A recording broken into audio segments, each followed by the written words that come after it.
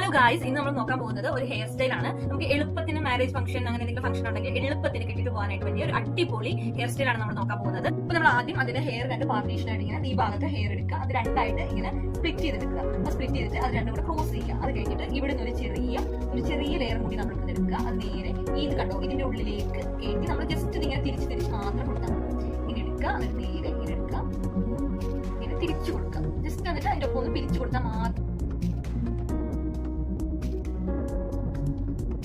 Correct side എങ്ങനെ നോക്കാം. അതും ഇതേപോലെ തന്നെ രണ്ടായിട്ട്